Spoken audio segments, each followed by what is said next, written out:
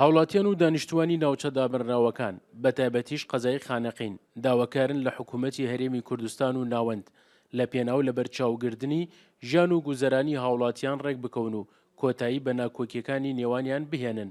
هاوڵاتیانیش دەڵێن لە ئێستادا بۆ دەربازبوون لەو قەیرانانەی کە خەڵکی تێکەوتووە بۆ تێپەڕاندنی ناکۆکیانی نێوان هەرێم و ناوەند گەڕانەوە بۆ دەستور بە باشترین بژاردا دەزانن.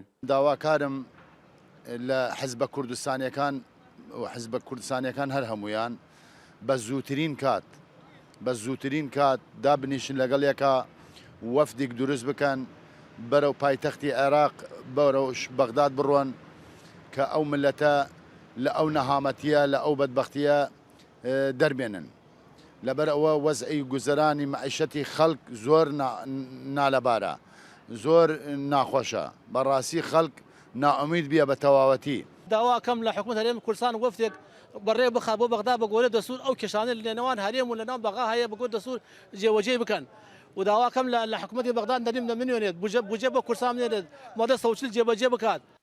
بەهۆی درێژە کێشانی ناکۆکیەکانی نێوان هەرێمی کوردستان و حکوومەتی ناوەند ڕۆژ لە دوای ڕۆژ تا دێت ژیان و گوزەرانی خەڵک خراپتر دەبێت بە جۆرێکیش کە کاریگەری نەرێنی لەسەر بازاڕەکان دروست کردووە. تاکە ڕێگا بۆ ئێمە شاری خانەگەشت کوردستان نێوانیان گفتوگۆیە، بەڕاستیەوە شاری خانەقینە، موچە نیە، قەیرانە، خەڵک نازانێ بەرەو کوێوە چێ تاکەی ئاوە ئەوە شاری خانەقینە خۆتانە دوێنن کامێراکەتان نیمەڕۆیە و تماشا بکەن چۆڵە موچەنێ داواکارین تاکە ڕێگا لە نێوانیان بێ گفتوگۆیە.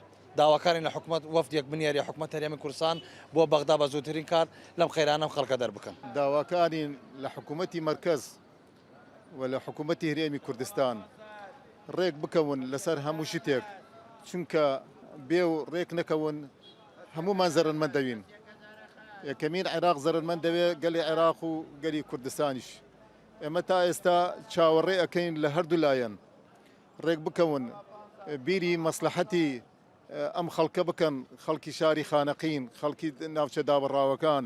وەکەوەی هاوڵاتیان و دانیشتوانی قەزای خانەقین ئاماژەیان بۆ کرد لە ئێستادا تاکە بژاردا بۆ دەربازبوون لەو قەیرانەی کە بەرۆکی خەڵک و حکوومەتی هەرێمی کوردستانی گردووەتەوە گەڕانەوەیە بۆ سەر مێزی گفتوگۆ بۆ ئەوەی بتوانرێت بەپێی دەستوری عێراق کێشەکانی نێوان هەرێمی کوردستان و عێراق چارەسەر بکرێت.